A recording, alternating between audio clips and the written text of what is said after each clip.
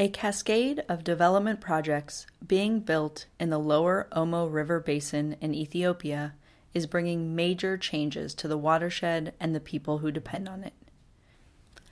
Hydrological changes caused by the Gibe III Dam and large irrigated plantations could cause a huge drop in Lake Turkana, which would devastate ecosystems and local livelihoods.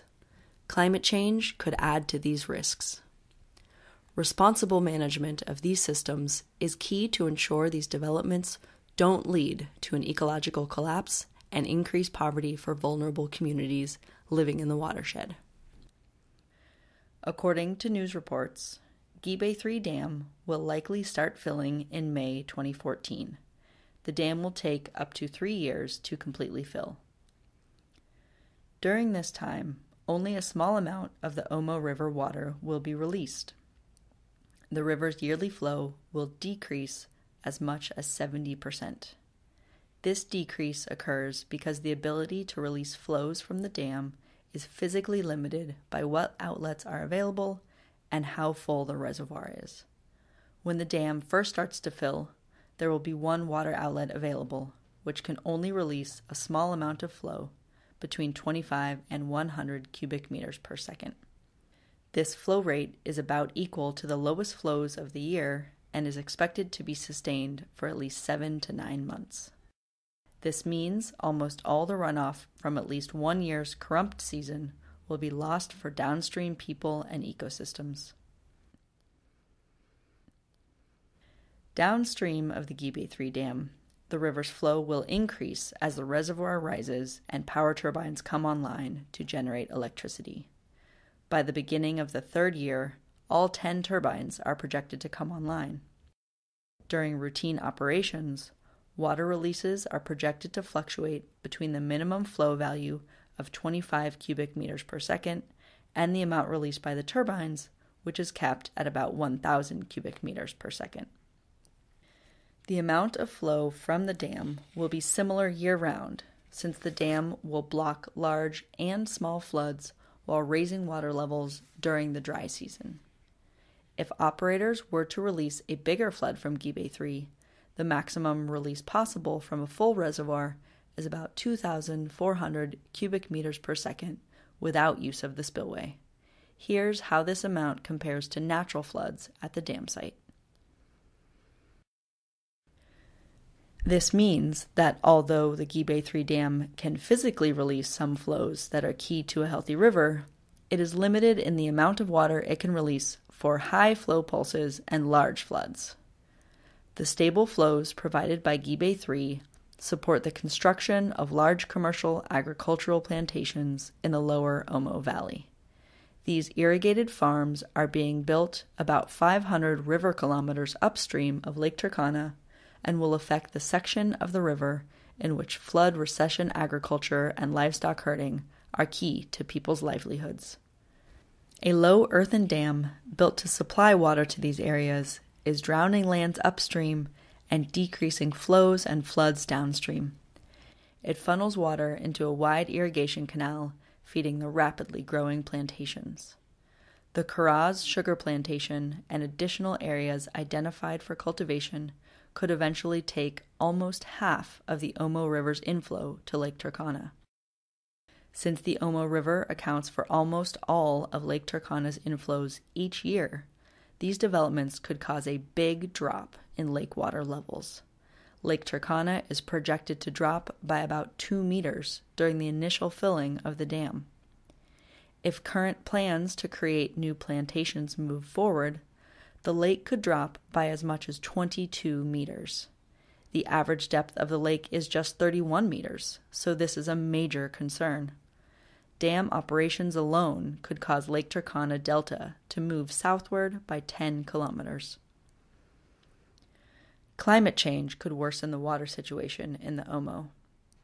The Omo Basin could see worse droughts, even more unpredictable rainfall patterns, and higher temperatures, which increase evaporation.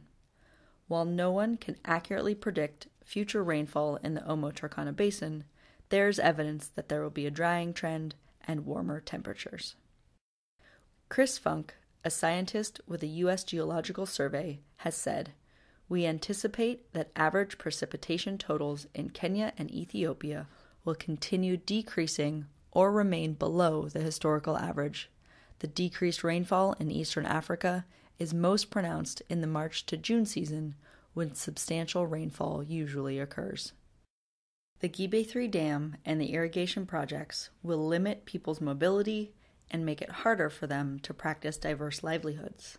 These are the main ways local people have adapted to climate variability in the past. The primary means of livelihood for an estimated 500,000 people will be dismantled by Gibe III and the plantations. The possibility that substantial floods will be released by Gibe III does not fit in with plans for downstream plantations, which can be damaged by larger flows. Downstream irrigated plantations will also use substantial amounts of the river's flow.